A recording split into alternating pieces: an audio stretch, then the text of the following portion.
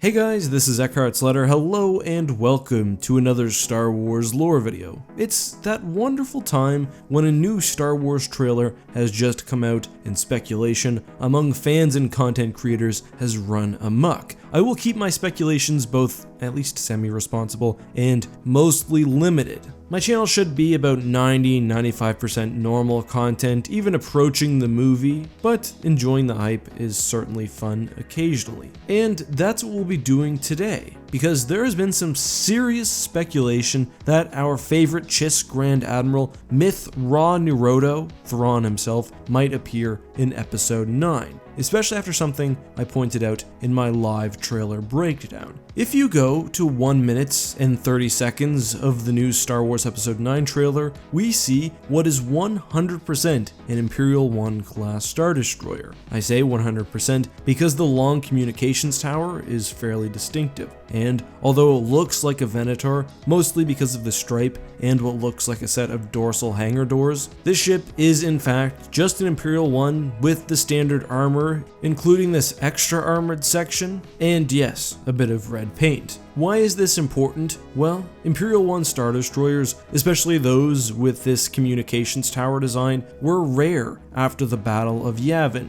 Not only did the Empire begin building updated Imperial 2 Star Destroyers, but existing Imp 1s like Vader's Devastator were also given the new superstructure. For example, the Imperial fleet at Endor was a mix of Imp 1s and Imp 2s, but every ship looks the exact same, besides for the Tector anyway. That suggests that the ship pictured here may be pretty old. It's very unlikely to be a First Order produced Star Destroyer, and my personal theory is that one of the factions in the movie will actually be resurrecting junked ships, whether that's a splinter faction of the First Order, the New Republic, the Resistance, whoever. I've talked about this before, but basically it would be similar to what we see with the Raddus, basically a ship that would have been thrown away, semi-restored and crewed due to extreme need. However, another option, and one put forward by literally hundreds of you during my breakdown stream, was that this ship could in fact be Thrawn's Chimera. Remember, at the end of Star Wars Rebels, Thrawn and his Imperial 1 Star Destroyer are dragged through hyperspace, to God knows where, by Purgles. The ship is damaged of course, but there's literally no reason why it couldn't be fixed and used to return to the galaxy. And one could argue that it was a clear choice to take not only Thrawn and Ezra out of the battle, but also the Chimera. However, is Thrawn's return actually possible? Sure. He's almost certainly not killed, Dave Filoni confirmed that, and we have no clue where he might be. It also seems like the upcoming Thrawn treason book will not cover this topic, so by the time December rolls along, we still might not know what happened to him. However, one thing we do know is that like late Legends Thrawn, the Grand Admiral in canon is less of a hard-line Imperial supporter and more of a pro-Chiss, pro-security, and even more pro-galaxy force. We're getting into wild speculation territory, but one option is that the First Order will be opposed to the reborn, in whatever form, Palpatine, and thus Thrawn is joining the fight. Another is that he sees the First Order as either a tool for or a danger to galactic stability, and has picked a side in the conflict. I'll evaluate the likeliness of this later, but it is a possibility. There are admittedly other factors supporting the return of Thrawn. The first is that Episode 9 is meant to not only tie up the sequel trilogy, but the Star Wars saga as a whole. Personally, I think it would be appropriate for not only the old expanded universe, but the new canon, including the Rebels TV show, to get some representation. The stronger point, however, is that Thrawn has received a lot of attention, almost uniquely so, in the new canon. He has an entire trilogy of books dedicated to him, as well as being the major antagonist of a TV show, despite not obviously appearing in the sequel trilogy. Now, I say this is unique because other trilogies, like the Aftermath series, and to be frank, most books dedicated to a single individual sequel have been meant to provide context to either Episode 7 or Episode 8. For example, we have the Phasma or Rose books. So Thrawn has starred in all of this content, which has been self-contained, and he's a character with a completely unknown fate, free to be used in whatever media necessary. Keeping to the new canon EU, Thrawn being an ally to the First Order actually makes sense. We know that it was Thrawn's knowledge, alongside Palpatine's observatories, which helped the Imperial Remnant escape to the unknown regions in the first place. I wouldn't be surprised if, as with the Empire of the Hand in Legends,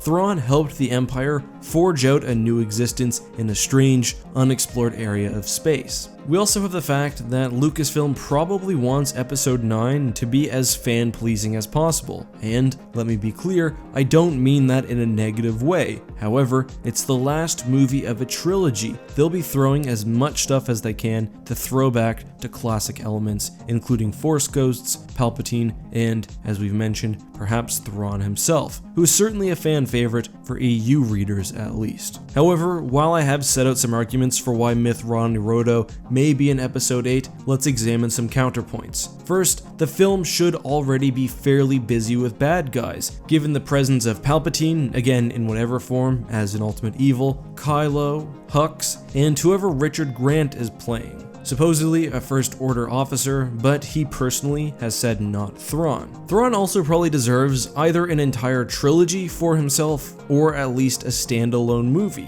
I don't think it makes sense to introduce him in the final part of a saga. Sure, you and I know who he is, but 99.9% of Star Wars fans who will see the movie have no clue, and his awesomeness would be completely lost on them without some sort of introduction, and really, I don't think there will be time for that. Thrawn would need a movie or trilogy dedicated to himself, where his abilities and his potencies can be established without having to rely on some sort of understanding of the character, which doesn't exist already. There's also the fact that Star Destroyers were very common ships in the galaxy, and there were supposedly 25,000 of them, so it's hard to argue that this is definitely the Chimera. I think it's much more likely that the ship in the trailer was either a scavenged ship, as we talked about earlier, or we're being shown a flashback. However, that's just my opinion. I have two questions for you guys. Do you think we'll see Thrawn in Episode 9? And would you like to see Thrawn, whether you believe he'll be there or not? Let me know all of that and more down in the comments. Today's question of the day comes from Daniel Ryan, who asks, how would I fix the flaws of the Dreadnought class heavy cruiser? Well, I'm not really sure if you can without really serious modifications. The Alliance and the New Republic used assault cruisers, which I think makes sense. However, the Dreadnought was far too labor intensive in my opinion to be useful, and it was pretty old. If you don't do what they did with the assault cruiser, then I think the Katana fleet makes sense. Basically automate as many systems as you can. However, we know in Star Wars that results in serious decreases in efficiency, and just generally I think you're probably better just starting from a new template, but again,